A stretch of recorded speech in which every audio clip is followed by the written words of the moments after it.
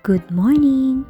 Magandang buhay mga mi! For today's ulam, magluluto po tayo ng bok choy Tagalog.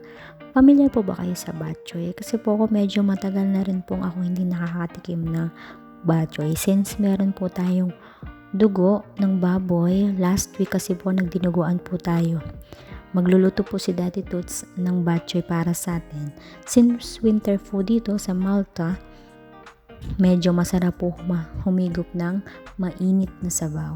So tara, magluto na tayo. Bali, gumamit po tayo ng pressure cooker sa pagpapalambot po ng karne. Gumamit po tayo ng pork belly at atay ng baboy. Depende po sa inyo. Pwede po kayong gumamit ng baga o lapay ng baboy. Sobrang bilis po talaga mapalambot ng karne. Kaya marirecommend ko po sa inyo ang pressure cooker kasi tipid na po sa gas or kung induction man ang gamit nyo, tipid po sa kuryente. Dahil medyo gagamit po kasi tayo ng oras sa pagpapakulo at pagpapalambot ng karne. Hiniwa-hiwa lang po yan sa maliliit na bahagi. Kapag ready na po at nahiwa na po nating lahat, mag-uumpisa po na po tayo mag-saute. Una, ginger, syempre. Golden brown po natin yan. At lumabas po yung aroma, isusunod na po natin ang sibuyas. Amoy pa lang, napakabango na. Ano pa lang yan, ginger at sibuyas pa lang. And mag-add po tayo ng bawang. Yan, saute-saute lang po natin.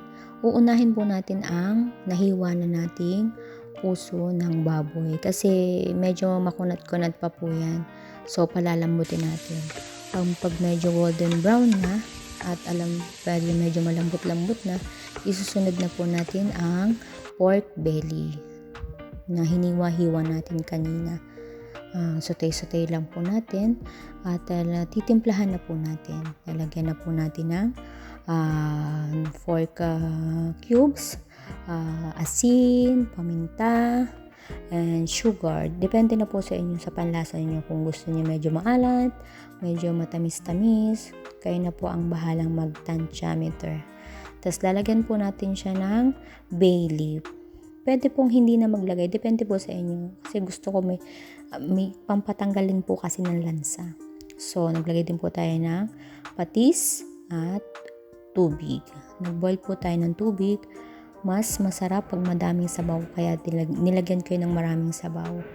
Habang kumukulo, pag kumulo na yung ating tubig, ilalagay na po natin ang dugo. Tansyameter lang po ang paghalo kasi ang ano po natin dyan is kailangan mabuo yung dugo. Di katulad ng dinuguan na keep stirring po. Bali, nalagay po na po natin dyan yung miswa at siling pula. Kasi dito sa bahay gusto nila yung medyo mahanghang. Yan. So, yummy. Luto na po ang ating bok choy. Try nyo na pong lutuin sa bahay nyo. Sobrang dali lang lutuin at sobrang sarap. Masarap sa malamig na panahon. Higop ng sobrang masarap na sabaw. Tara, kain na po tayo. So, yummy.